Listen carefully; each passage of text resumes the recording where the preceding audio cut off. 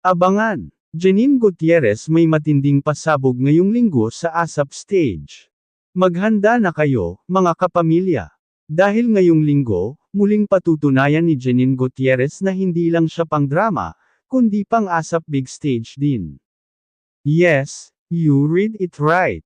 May matinding pasabog si Janine ngayong linggo sa ASAP Natin To, at ayon sa teaser ng programa, hindi ito basta-bastang production number, kundi isang fierce, powerful, at full of heart performance. Janine as you've never seen her before. Sa behind-the-scenes photos na ibinahagi ng ilang staff at choreographers ng ASAP, makikita si Janine na naka-costume at tila nagsu-soundcheck para sa isang high-energy dance and song number. Makikita rin na kasama niya sa stage ang ilang ASAP mainstays at backup dancers, na lalong nagpatindi sa excitement ng fans. Isa pang clue, may pa-messaging at emotional twist daw ang performance. Fans are hyped, Janine Slay era na ba to? Narito ang ilan sa mga komento ng netizens. Excited na ako. Gusto ko makita ang fierce Janine.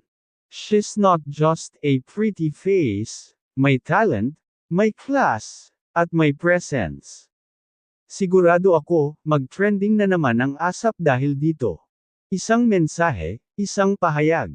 May mga usap-usapan din na ang performance na ito ay may personal touch, parang may gusto raw iparating si Janine sa isang espesyal na tao sa kanyang buhay. Si Jericho kaya iyon. Pero ayon sa source mula sa loob ng show, this is Janine's moment to own the stage. Iba ang impact nito. Kailangan niyong mapanood. Pasabog na linggo sa ASAP. Kaya kung fan ka ni Janine, o gusto mo lang ng world-class Pinoy performance, huwag kang mawawala ngayong linggo sa ASAP.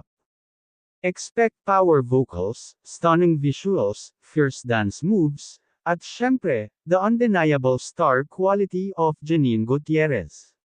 Stay tuned and don't blink.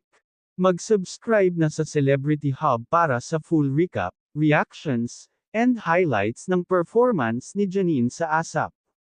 Comment below. Ano sa tingin mo ang pasabog ni Janine? Ready ka na bang masta ng todo sa kanya ngayong linggo?